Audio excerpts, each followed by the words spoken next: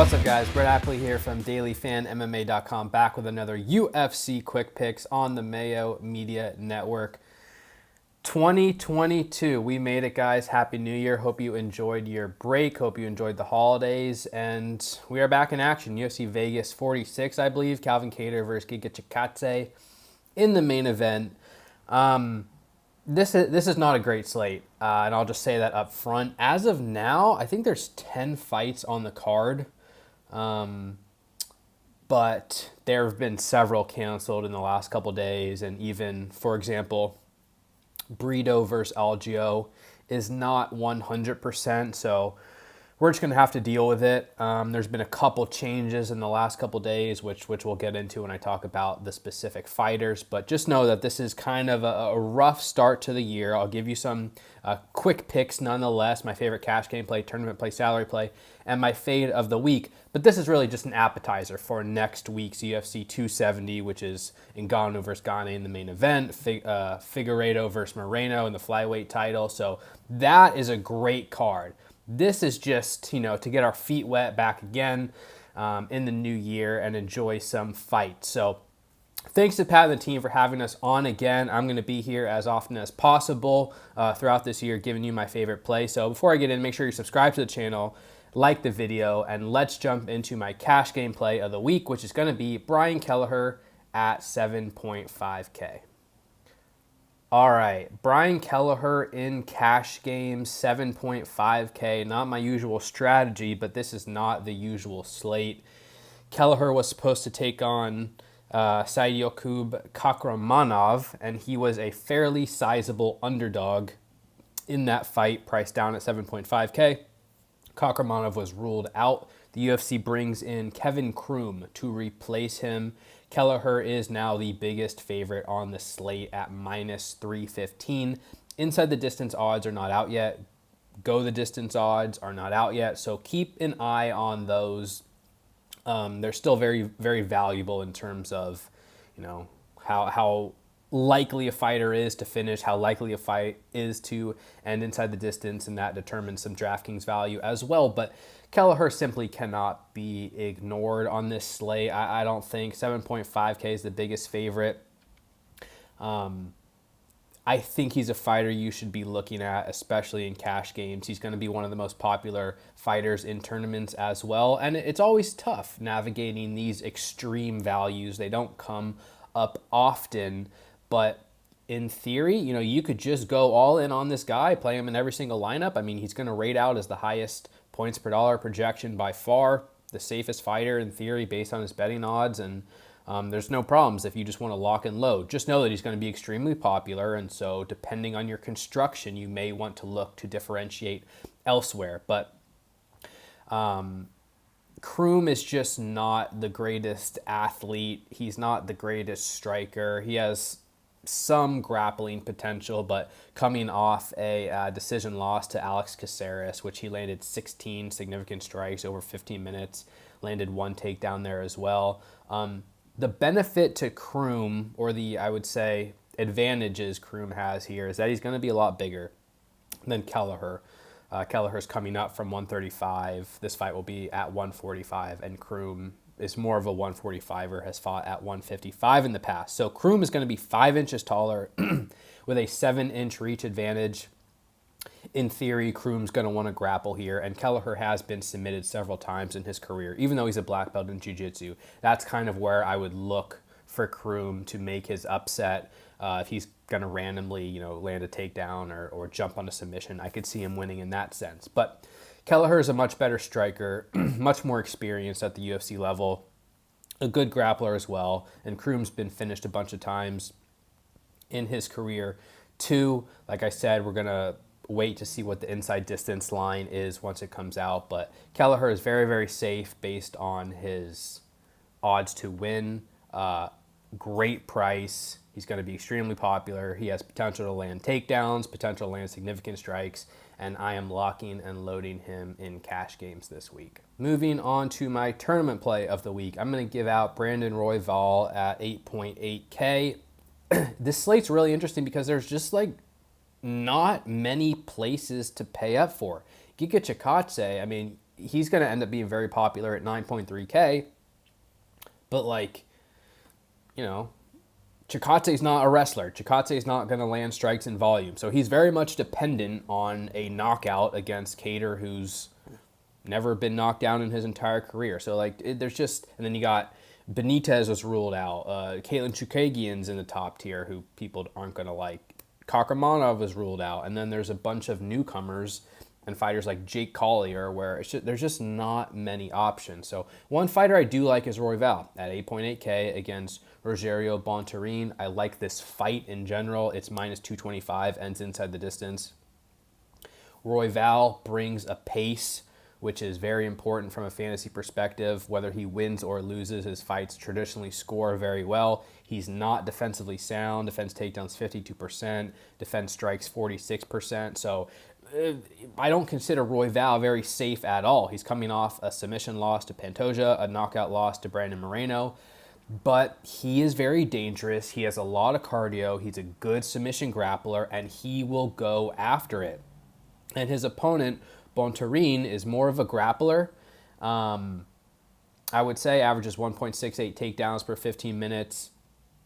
Coming off a no contest against Matt Schnell, but prior to that, he lost by knockout in the first round to Kai Kara-France, took him down, was controlling Kara-France, had a rear naked choke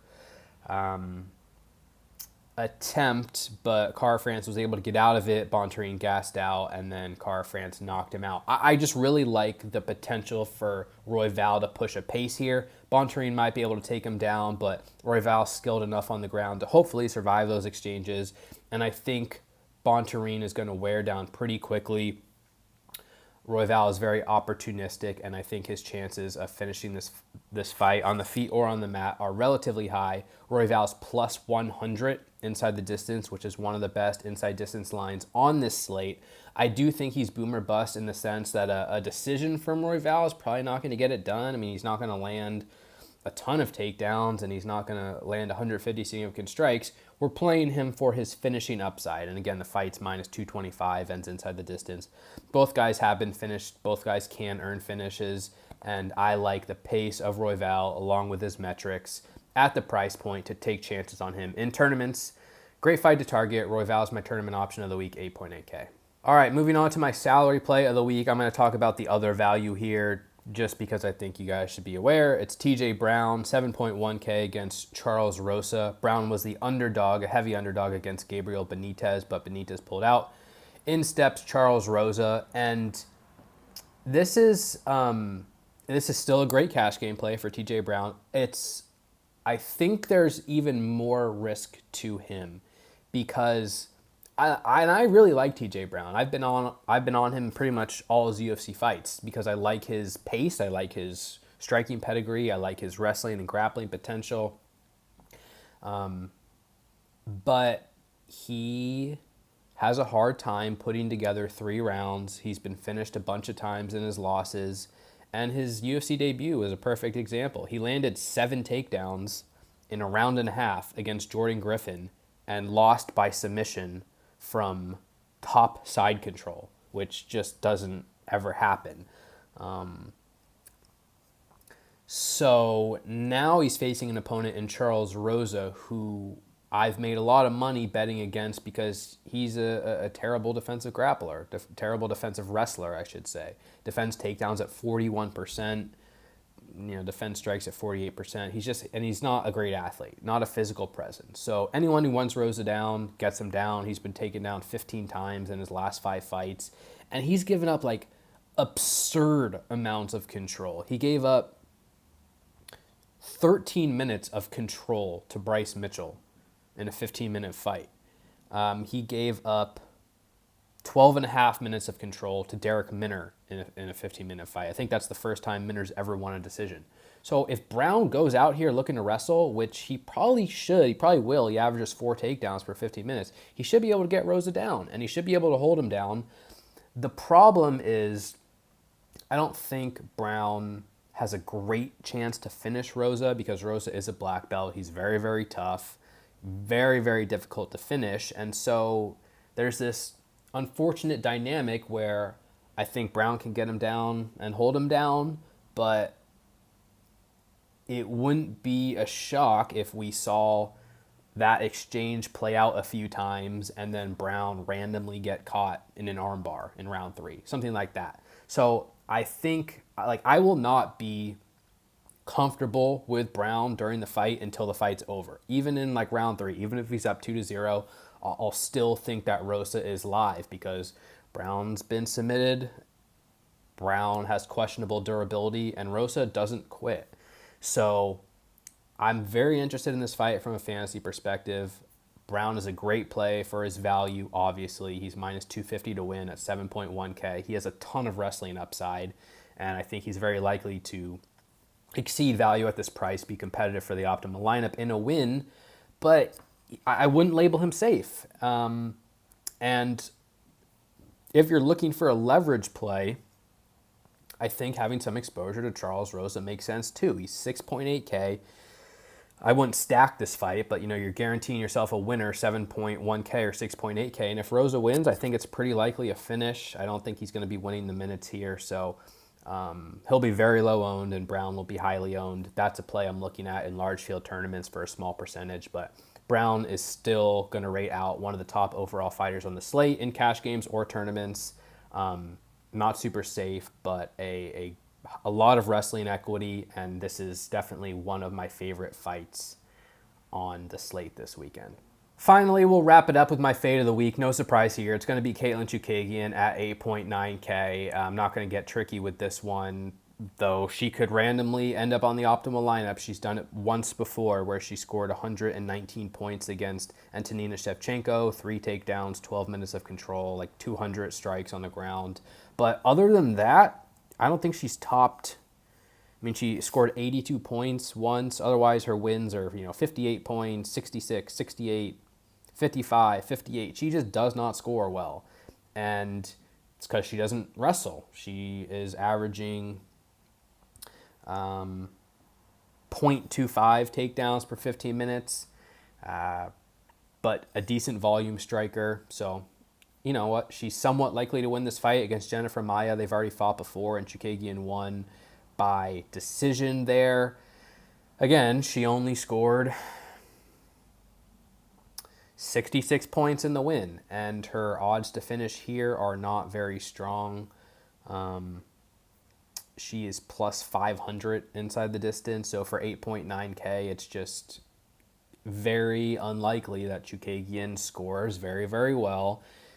Maybe she can get a finish, but the inside distance line is awful.